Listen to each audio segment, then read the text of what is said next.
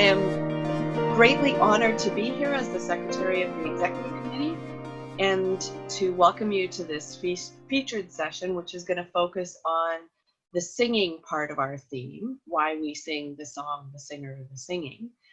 Just a reminder that you're not able to be seen or heard in this session, but you can make comments or ask questions through the chat or on the Q&A features.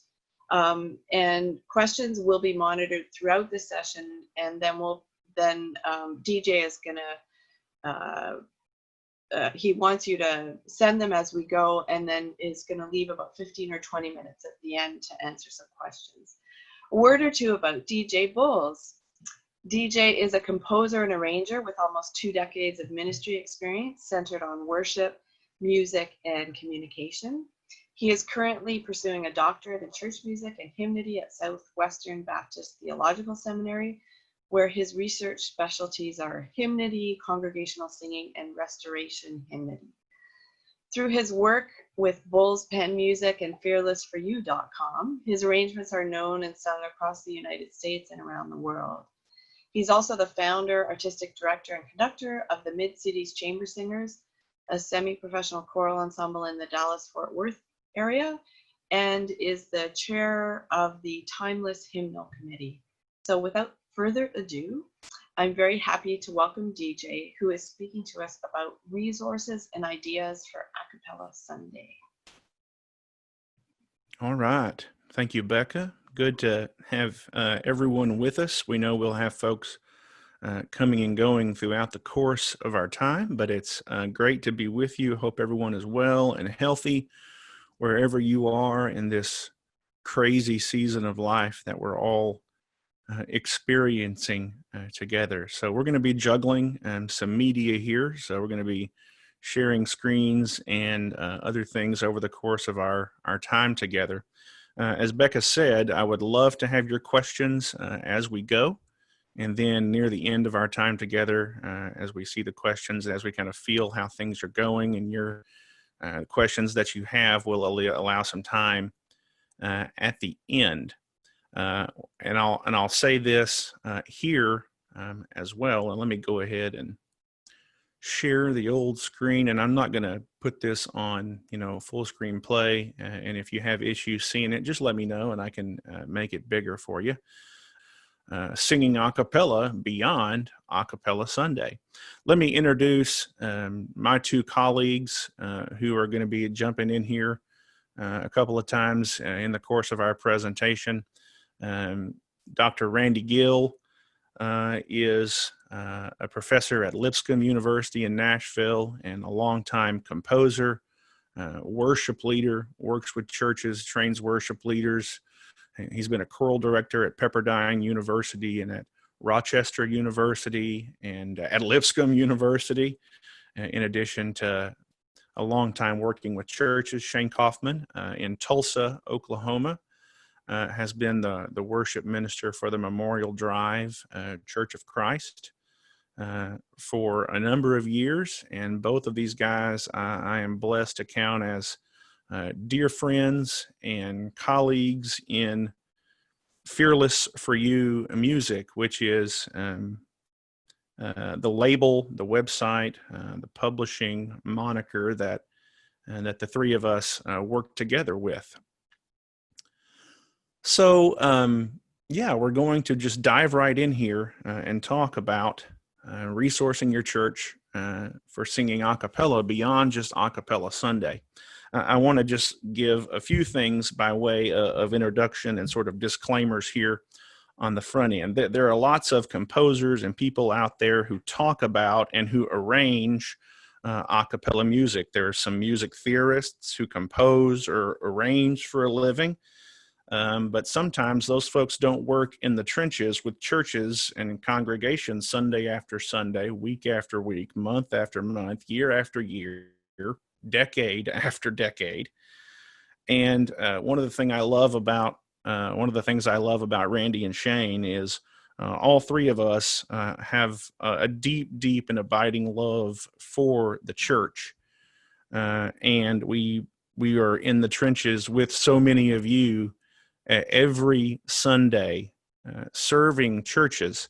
The three of us, we didn't set out, in a meeting, years ago and say, if we were to combine our talents, we could come up with, a clearinghouse of authoritative arrangements and resources. That wasn't the way sort of this happened. God has given us a pretty amazing opportunity through our arranging of music, each for our local congregations. And out of that has come opportunities for us to share those with the kingdom at large. And so that's a real blessing. And that's sort of how Fearless for You started. Randy and I were sitting on a bus outside the Roosevelt Chapel on the campus of the University of Chicago at an American Choral Directors Association convention. A number of years ago, 2010 or 2011, we had just heard the St. Olaf Choir give a breathtaking performance. And that was sort of something that pushed us to say, you know what, we got to get some of this stuff out to a broader audience. And that was the beginning of Fearless. A year later, we hosted our first new music conference in Atlanta, Georgia, where we would be today, ironically, if it weren't for the COVID-19 crisis that we're all experiencing. And we've done a conference every year, sometimes multiple times a year, all across the country, on the West Coast, in Texas and in Georgia and in Nashville. And so that's an important part of our ministry with Fearless for You.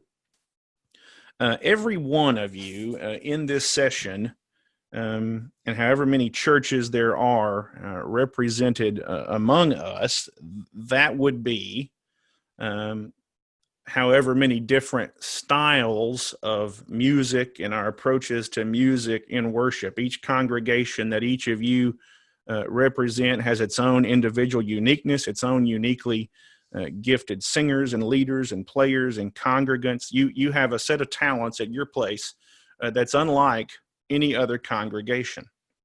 And there are lots of things that make us diverse and different. But one of the things that is universal among all of us is the voice.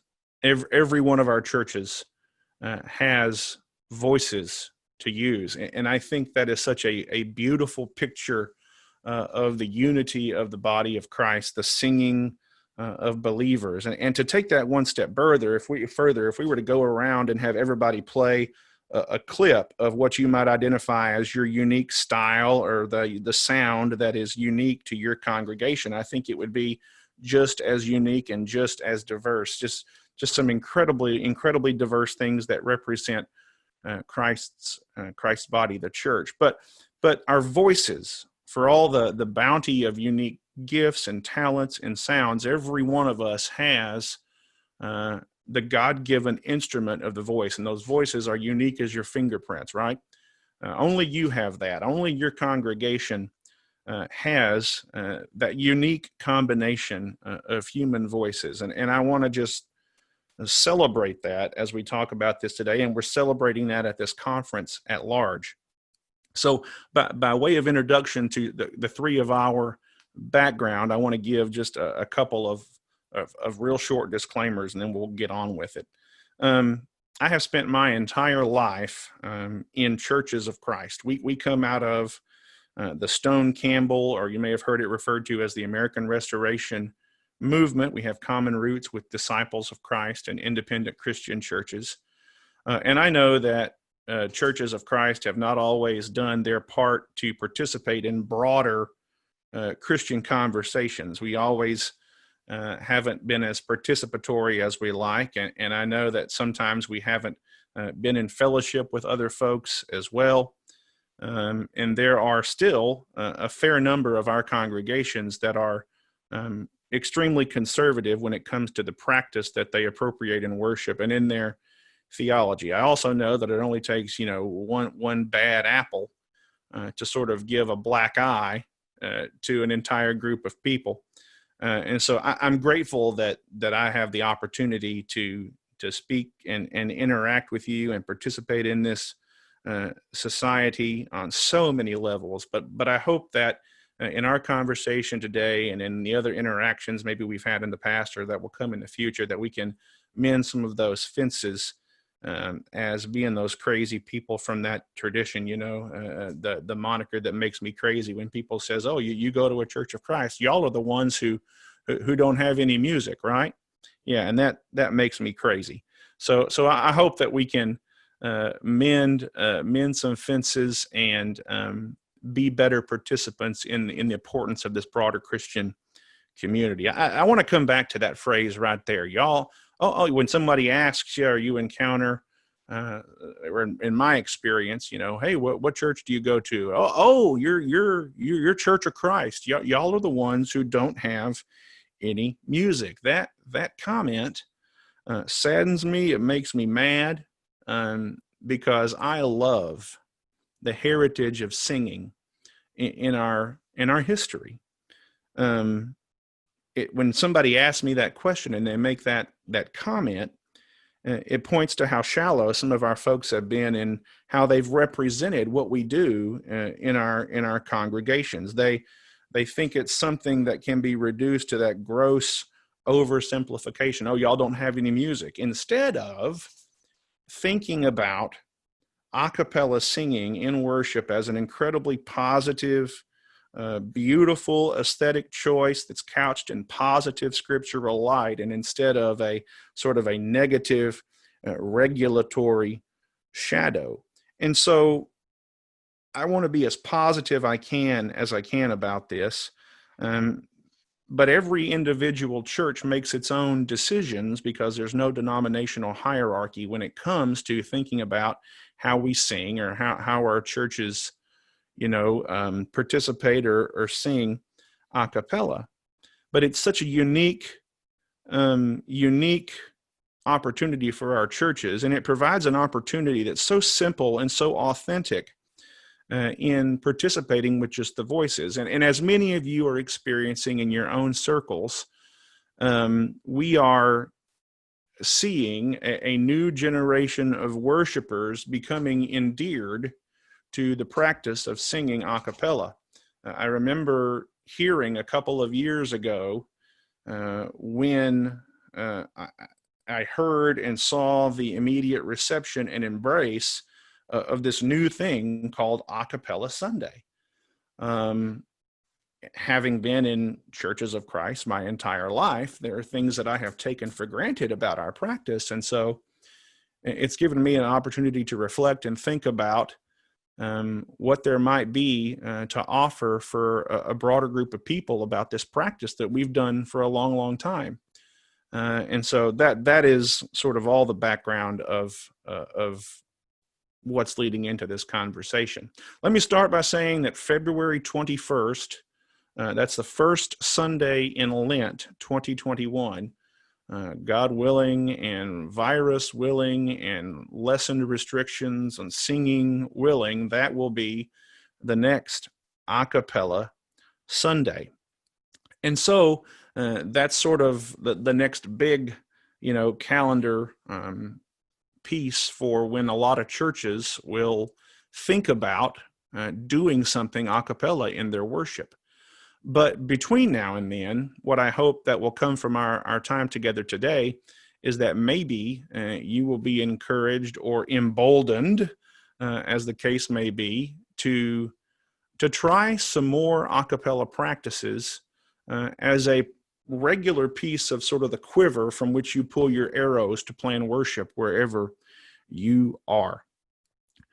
So with Randy and Shane being with us this morning, we want to sort of invite you into a conversation of our experience in taking music from popular Christian circles, whether that's contemporary Christian circles, whether that's praise and worship circles, whether that's global worship, whether that's new modern hymns or hymns that came out of the New English Renaissance, from wherever along the musical spectrum they may come.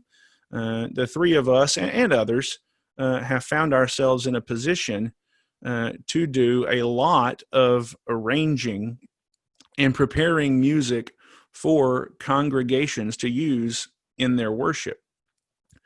So in our audiences, in churches of Christ, there is still a high probability, since most of our churches are rural and under the size of 150 members, it's very likely that more than half of the people in the pews of our congregations may have never heard the original version of a song that we put before them to sing, or that we put before them to learn.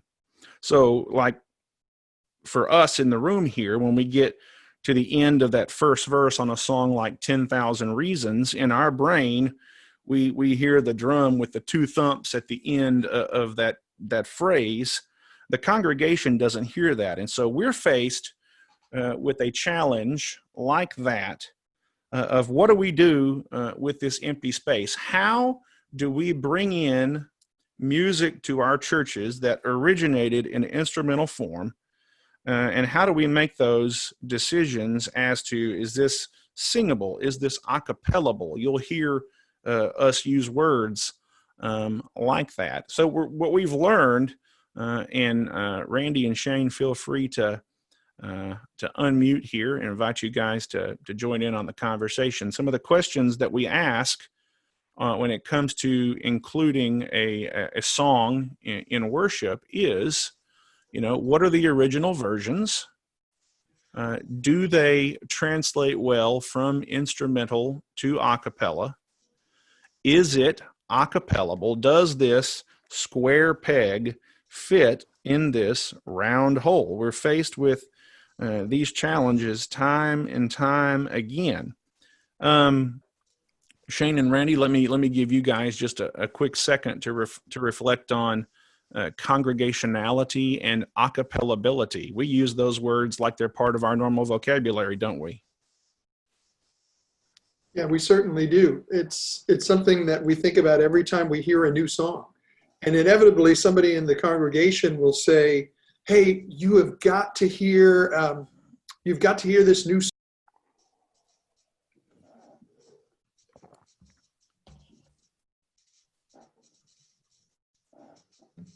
We lost you there, Randy. We lost your audio.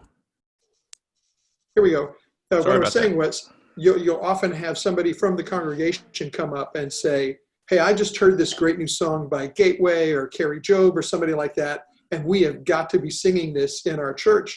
And you'll realize as soon as you hear the song, yeah, there are too many big gaps in here, or it relies too much on the instrumentation, or the rhythms are too complicated. It's just not congregational, and it's certainly not a cappellable. Absolutely. Shane, anything you want to add to that? Yeah, just a lot of the choices that are made when a song is originally written with just, guitar or piano or whatever in mind, don't necessarily translate well to a cappella, and that makes our job a little bit more difficult. We'll talk later, but I mean, octave jumps, when we're trying to write parts that fit certain vocal ranges, the octave jumps that are very popular become problematic. The first inversions can be unstable chords for a cappella. So there's just a lot of, as Randy mentioned, the long breaks, just a lot of obstacles. It's a nice obstacle course to turn these songs into a cappella sometimes.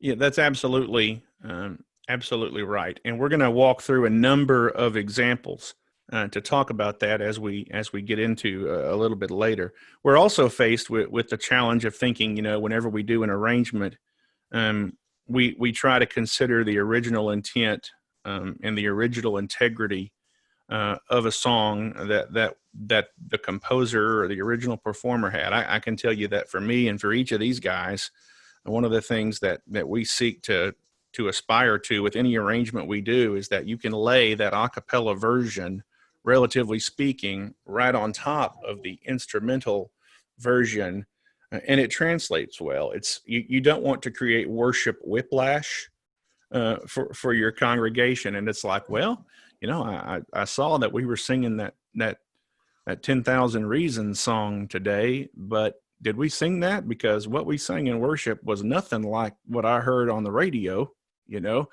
and so if that happens, then we haven't done our job very well, and that also is something for churches and for worshipers who are in congregations that have both a cappella and or instrumental settings, and those do exist in our churches. You may not know that if you only know a certain section about Churches of Christ, but there are a growing number of churches that worship in multiple services or have even blended services between a cappella and instrumental.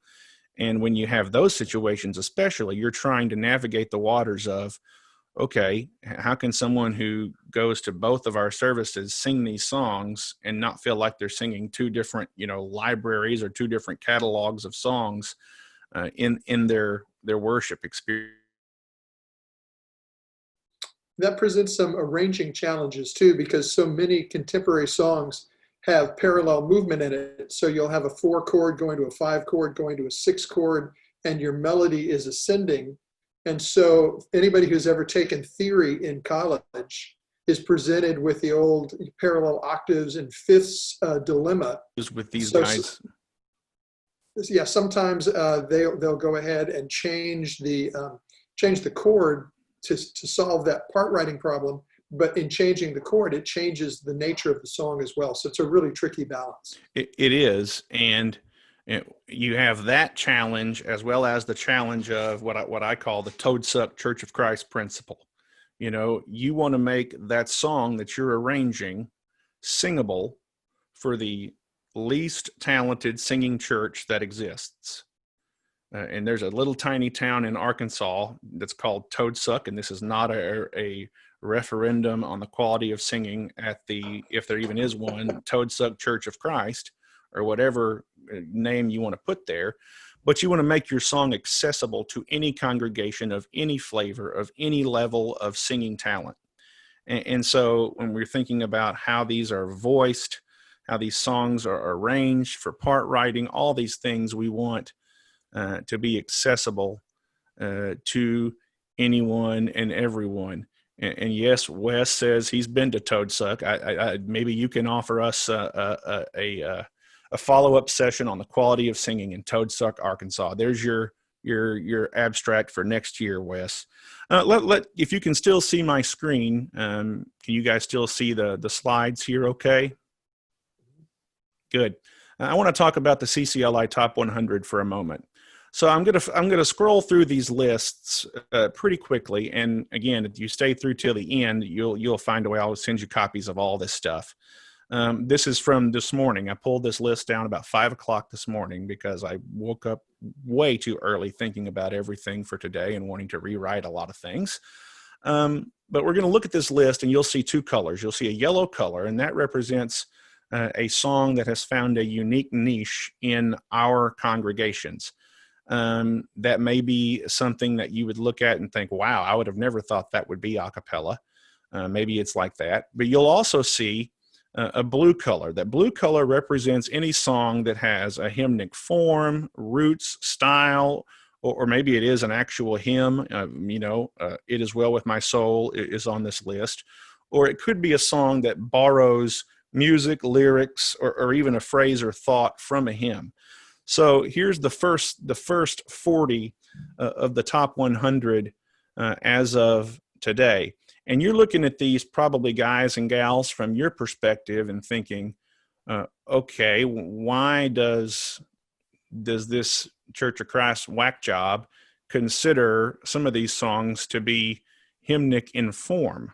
Well, one of the things that we're going to talk about and see in sort of a recurring pattern of successful songs that translate to a cappella is that when you remove the instrumental foundation of a song, you've gotten rid of the silences, you've gotten rid of awkward interludes, you've gotten rid of solo breaks or drum breaks or any of those turnarounds that you experience in an instrumental form, and you're left with verses and choruses and an occasional bridge.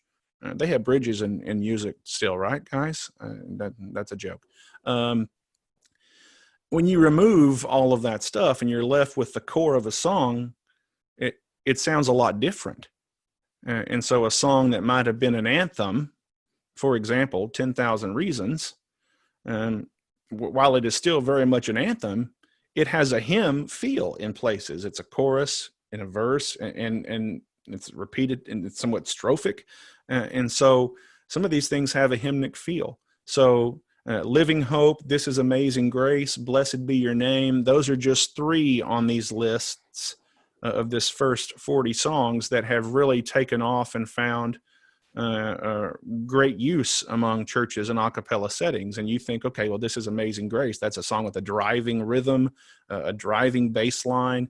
Well, as one of the principles we're going to talk about is when you have a song that you create this counterpoint and interplay between men's and women's voices, it creates instant connection, instant engagement in a part of the song that maybe might have had, an instrumental 2-bar break between phrases. And so we'll talk about some more of that in a minute. The rest of these titles are probably not surprising. Amazing Grace, My Chains Are Gone, How Great Thou Art, How Deep the Father's Love, How Great Is Our God, In Christ Alone. Those titles, Oh Praise the Name, among newer ones on that list. The next 40, Jesus Messiah and Everlasting God. Again, 2 more songs that have found a unique home, surrounded by 1, 2, 3, 4, 5 other hymnic or pieces of hymns embedded within. I highlighted Build Your Kingdom here, the Wren Collective anthem. So a lot of times when you're dealing with an a cappella context, you struggle to find fast energy songs. It is a constant search and battle to try to find fast songs to bring energy to your a cappella context, because there just aren't a lot. It's like 3-to-1 ballad slow song to fast song ratio, if not even a wider disparity than that. But Build Your Kingdom here, it's verse, chorus, verse, chorus, verse, chorus, just like it looks on the page, like it could have been in your grandmother's hymnal. But it's an energy song that's found a great home. And here's the last slide. I find it so interesting that Victory in Jesus, Eugene Bartlett, is still in the CCLI Top 100. There's it as well. Behold Our God. Before the throne of God above, that Charity Bancroft text that sort of reemerged in the late 90s. Thank goodness. What a great hymn.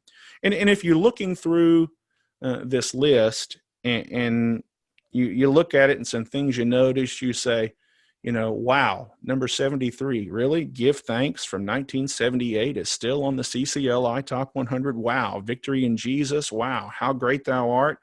Really? Shout to the Lord. It's been on the CCLI list since CCLI was invented, and was on there for like 7 years or something like that in the top 25. But 23 of these top 100 of this morning have some connection to a hymn.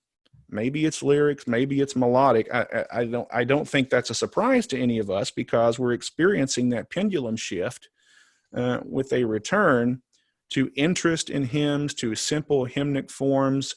As we all experience, we want more participation in our churches.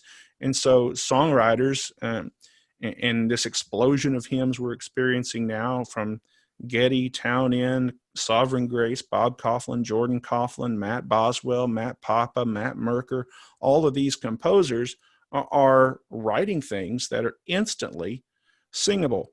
Did you guys realize that there were that many that still have hymnic connections on the top 100? It didn't occur to me that it was still quite that many. Well, let's get into talking about some of these actual songs. And so we're going to do this and sort of go on a little journey here through our Church of Christ harmonic history. And questions we're asking, and these are questions that were also posted on the Hymn Society Facebook group page, and I really appreciate those of you who participated in that, or even who continue to participate and submit your answers in the chat. I appreciate that. But when you take an instrumentally conceived song and do it a cappella, it can be an incredible transformation. Sometimes it works well, sometimes it doesn't. Sometimes it is Dudsville. Not everything is a cappellable. Sometimes we have tried to make things a cappellable that we should have just left alone. And we learn from those mistakes and try to pick up and grow from that. here are some of your questions that you were asking. How do you know if it's going to work?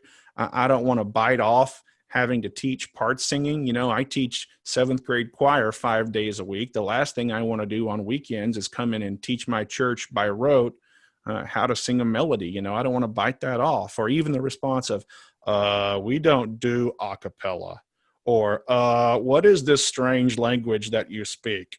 It's kind of like Ricky Bobby in Talladega Nights. What do I do with my hands when you hold the microphone in front of my face for an interview? I don't know how to handle myself in this circumstance. Some of you thinking about that and thinking about a cappella, these are some of your responses to, what it is that keeps you from doing more in your gatherings, everything from just fear to lack of participation. You've never done it. We're not singing anything right now because we're not together. What do we tell our orchestra people? Are they going to go, run around on us and find another church to play when we give them that Sunday off? We don't want to lose our players. I get that. I'm scared. What are we going to do?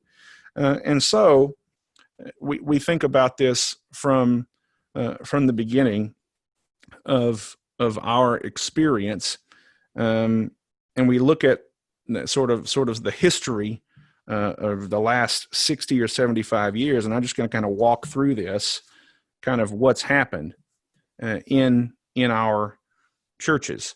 So we grew up in Churches of Christ singing harmony. We spent time learning the songs, working out the harmony in our congregations, not necessarily in a summer singing school where you went off to, Ben Spear camp in Nashville, which is still going on, the Stamps Baxter camps, or the singing schools that were so popular in the earlier part of the century. But it was just normal in Churches of Christ. If you were singing in church, you were going to learn a part. I have very fond memories of my grandmother singing the alto part to "I Come to the Garden Alone," and looking at the hymnal and figuring out, okay, what's my part in this?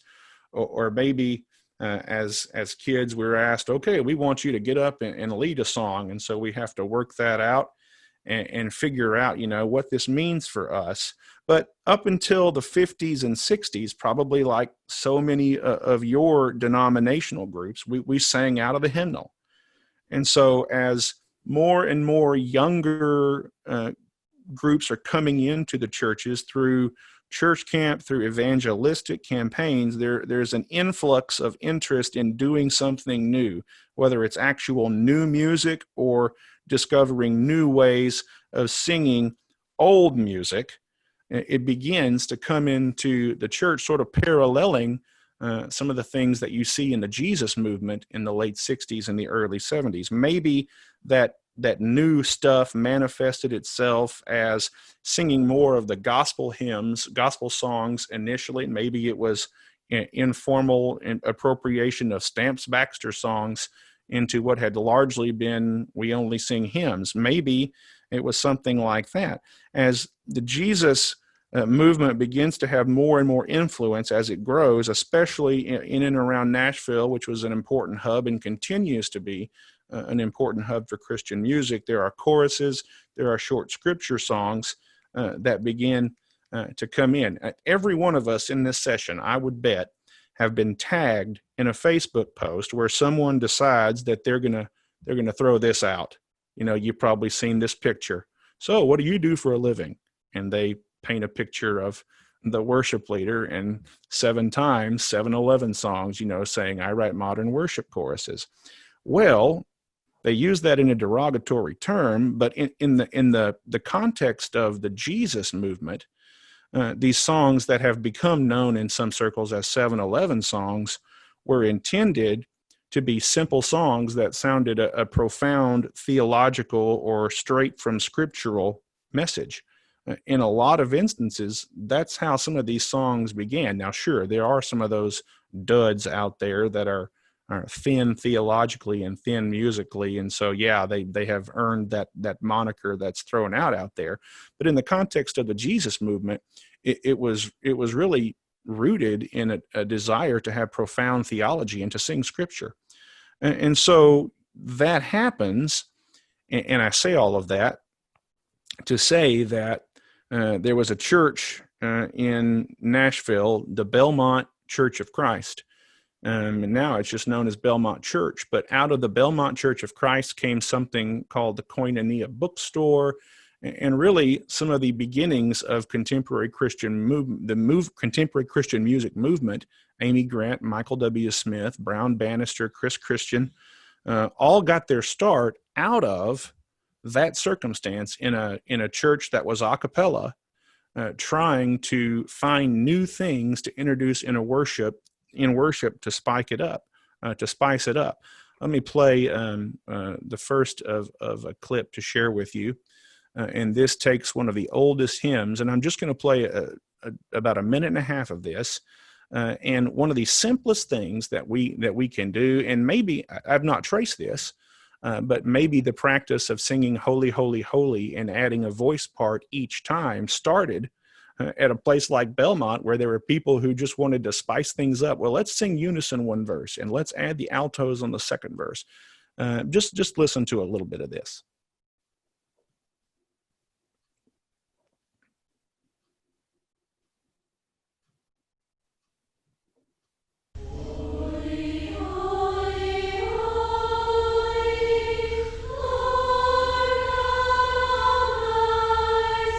There's always one alto who doesn't get the memo.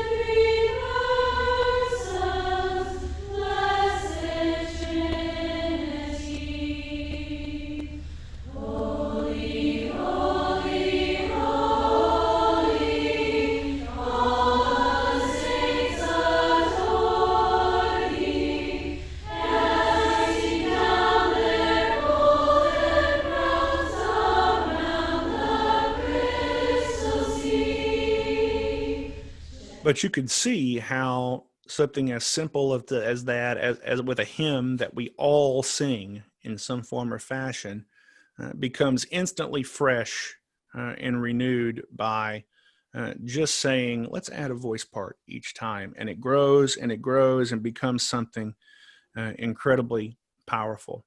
Well, I've spent too much time talking through our history, but maybe it was a move from taking hymns and doing something like that to doing echo songs between men and women, or spirituals, or Seek Ye First, which had that soprano descant on it.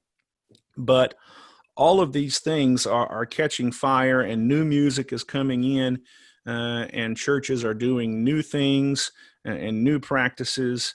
And with new music comes all kinds of new opportunities. I'm going to move really quickly through some of these songs that have sort of been turning point songs in our history, and I'm going to let Shane and Matt and Randy talk about a little bit about these.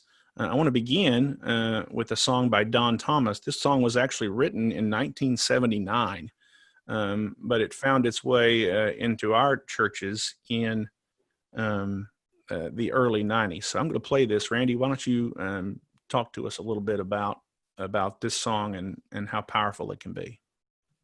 Thou, O Lord, art a shield about me. You're my glory. You're the lifter of my head.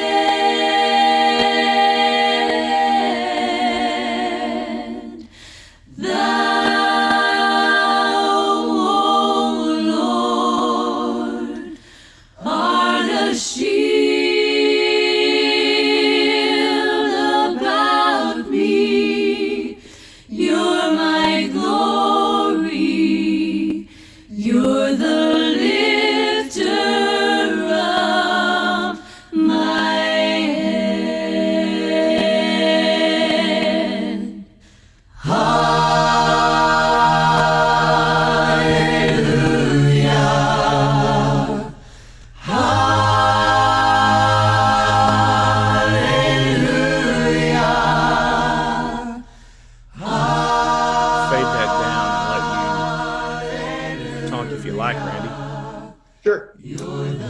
PJ and Shane and I have all been involved with a ministry called the Zoe Group.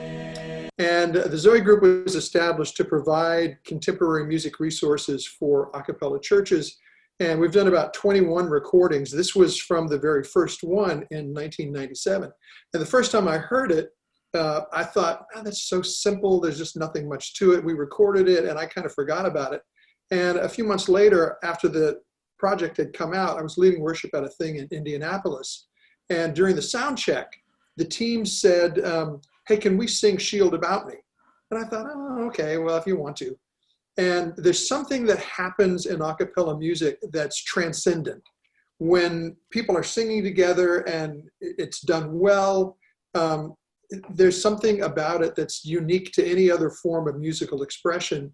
And as we sang Shield About Me, it was the singing of it that made me realize, oh, this is the magic. It had totally eluded me up until that point.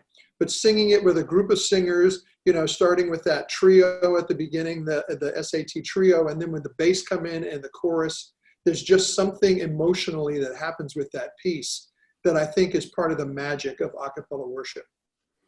Absolutely. The next one, this is a song, again, this came out of Nashville. Rob Still, at the time he wrote this song, was the worship leader at Belmont Church, if I'm remembering correctly. And this is a song called A New Anointing. I'm going to play a little part of this original here. And this is one of those songs that, again, began instrumentally, but back in the early days of worship leader song discovery, before the original instrumental version went out to a broader audience, the a cappella recording actually was included on worship leader song discovery. But this is the original version of Rob Still's A New Anointing. That the sons and daughters of the King of Glory may arise and shine. The drummer's working hard. Sons and daughters of the Bass King player. of Glory may arise and shine. We declare this is the day, this is the day, this is the day that the Lord has made. I will rejoice, I will rejoice, I will rejoice and be glad in it. This is the day, this is the day, this is the day that the Lord has made.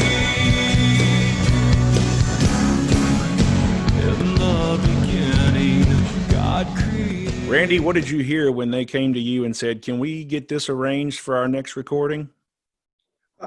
To be honest, this is one of the songs that when I heard it, I thought, yeah, that will never work a cappella. And I was totally wrong. Here's a little clip of the put beginning. together a great arrangement of it. Every son and daughter. This is the season for a new anointing. Same key as the original. This is the season for a fresh outpouring. That the sons and daughters of the King of Glory may arise and shine. That the sons and daughters of the King of Glory may arise and shine as we declare, this is the day, this is the day, this is the day that the Lord has made. I will rejoice, I will rejoice. I told these two guys the other day, I remember where I was sitting in chapel at Abilene Christian University in the spring of fall of 2001, late fall, maybe early spring of 2002, when I heard this song. This was a song that was a turning point song for a lot of churches of Christ, because it was unlike anything we'd ever heard before. And the energy of it, Randy, you were there. I mean, you were involved in it. Yeah, it was one of those things where I could not personally picture it being done a cappella. But when I heard that arrangement, I realized, oh yeah, that'll work. And sure enough, today, it's one of the most popular a cappella songs in the churches of Christ. And one of the things that we continually notice when you sing a song a cappella, it's the same song, but it sounds and is transformed into a completely different living, breathing piece that it's transformed. It's shorter, it's more compact, but there's still a driving energy about it. And it's just, that song was a gift. And, we talk about anointed songs and songs that were powerful. I'm not even going to play the original of Matt Redman's Blessed Be Your Name. But this song was another turning point song. Shane, I think you were saying, when we were talking about this song as well as another Matt Redman song, You Never Let Go, songs that have a limited harmonic vocab, in the beginning with words that are really fast, and you think, geez, how's this going to work a cappella? Yeah, the beauty in these two songs, Blessed Be Your Name and You Never Let Go, is just in how the arrangement works.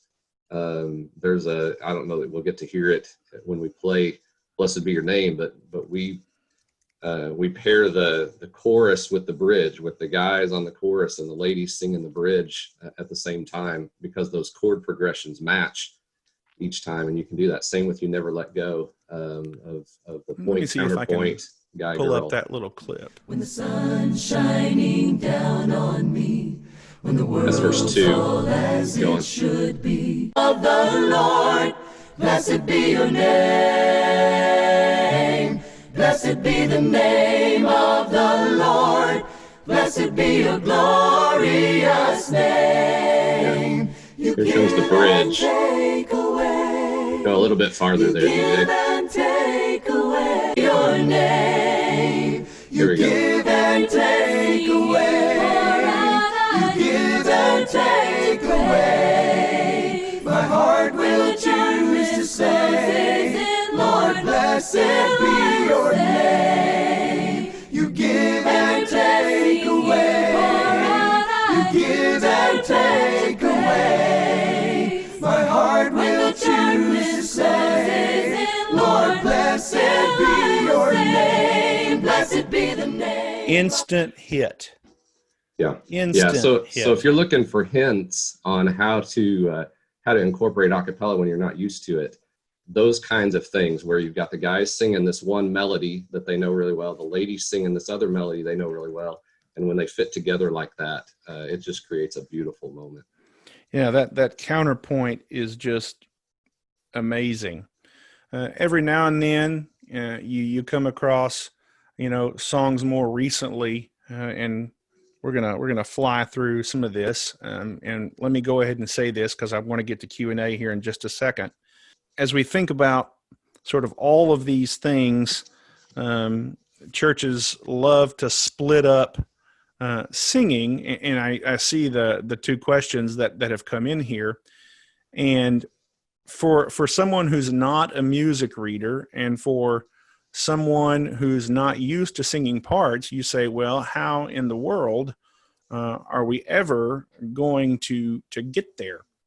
And so I'd like to offer another example of a song that begins with one voice, and that adds a part each time. This is one that Randy wrote, and it's based on the Song of Mary. So this is one that can be used for the Christmas and Advent season, but it also finds a home throughout the rest of the church year.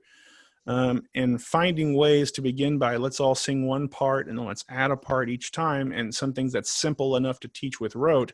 Give your people, a little credit in that when you strip all the instruments away, and there are things that they can begin with.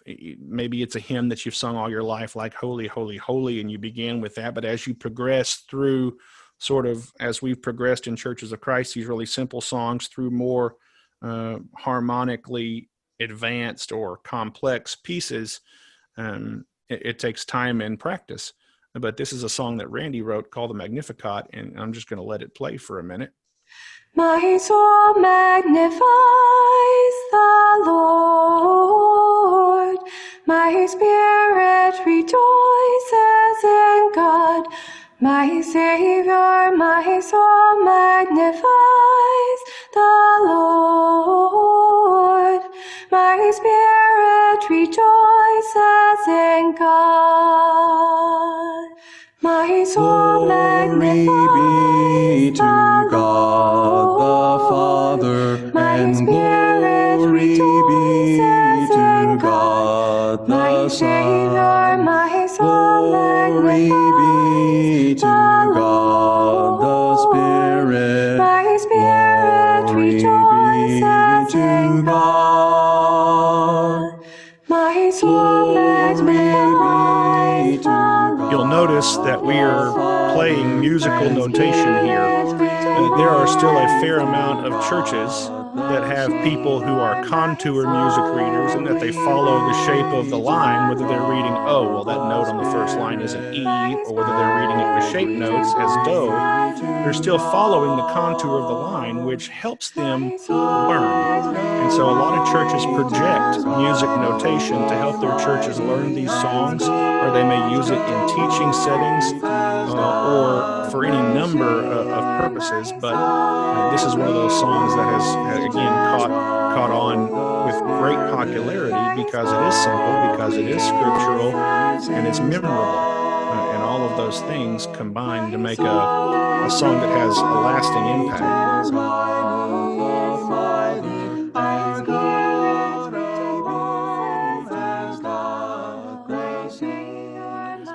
Let me talk just real quickly. We'll talk through a couple of other trends, and then I'm going to just barrage you with resources. One of the things we've talked about is a trend we see in songs that start on something other than the one chord. We talked about, we see whether it's a couple of Getty tunes like The Power of the Cross or Speak, O Lord, or the Hillsong tune Touch the Sky. That's one of those songs that didn't work a cappella like some thought it would. But those songs that don't begin on one sometimes have to have a little more finagling from an arranging standpoint to make them work for churches. And not every song is going to follow the 1-4-5-1 historical chord pattern. And so we do see that happen from time to time. But then every now and then you'll come across a modern hymn like "Oh Praise the Name" that it's like it was written in the 19th century. It's written in hymnic form, and it's something that you can immediately pick up and sing because you've been singing simple hymns all your life. Let me talk about just one more thing.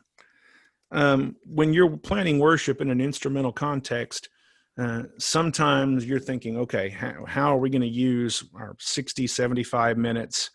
And you think, okay, if each of these songs is 5, 6, 7 minutes long, we're only going to get to do 3 or 4 songs.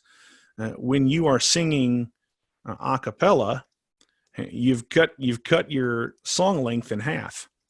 And so you have a wider berth of time that you can sing more and sing more diverse styles, because the similar nature that exists between songs that are written in 4-part harmony means that you can go from an "Oh Praise the Name" to "For the Beauty of the Earth" or anything like that stylistically very easily. It's not like if you're with your band and you can go, without a break from a reggae song to a bluegrass without taking your congregation through the whiplash phase, but in an a cappella context, you can bring in a global Ateze piece. You can bring in a Donnie McClurkin gospel song, "Only You Are Holy," or "Withholding Nothing," or "I Call You Faithful," or any other number of things. And this mixture of genres combined with the fact that songs are shorter, and you can take your people, your worshipers on a musical journey through any number of styles. There's so much to say, it's hard to fit anything into, 50 minutes of conversation. Randy, I see you're unmuted. Give us a summative thought on something you've learned from our experience.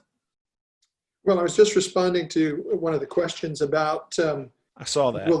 will the parts be intimidating, and will it cause some people not to sing? And we haven't mentioned, I don't think, that typically in the Churches of Christ we'll have a praise team, a vocal team of anywhere from 4 to 8 to 12 singers who will sing the 4-part arrangements. And so they sort of model the harmonies. People can either listen to their part as it's being sung by the praise team, or a lot of our people just sing the melodies like they would if they were singing a hymn in a church that had an organ or a band or whatever.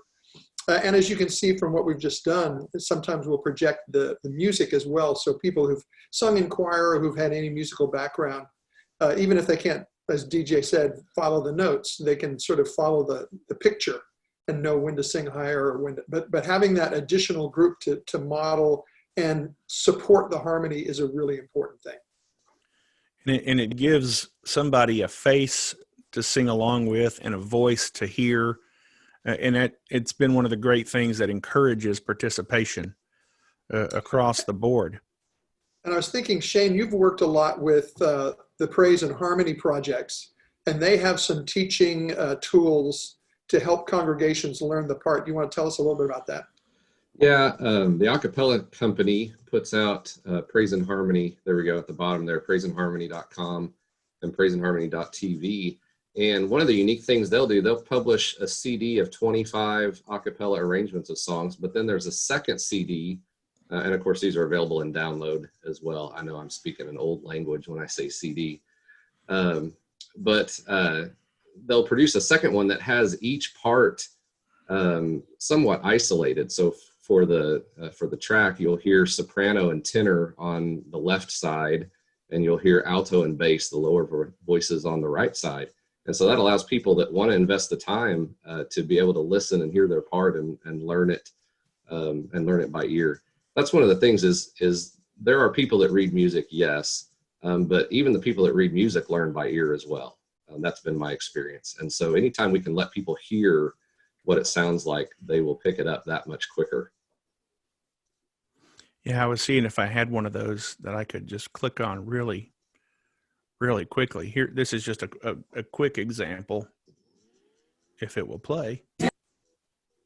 I know that my Redeemer lives and ever prays. One voice per part, isolated, so you can hear your part to learn it or sing along with, or maybe churches that don't have sound systems or adequate singers or mics. This might be the praise team that they play through their system for the church to sing along with.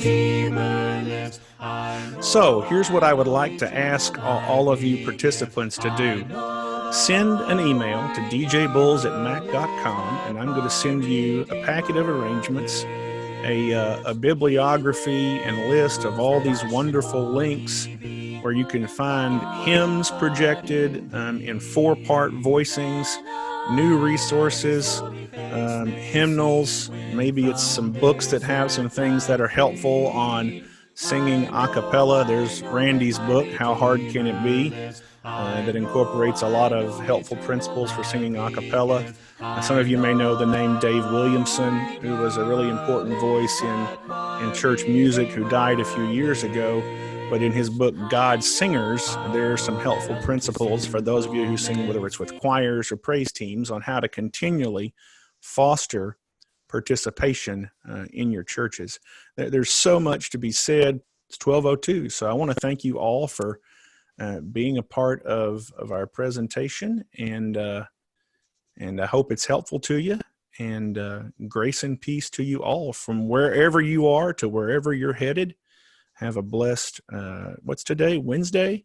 It's my 14th wedding anniversary today, and I did remember that. So thanks for being here.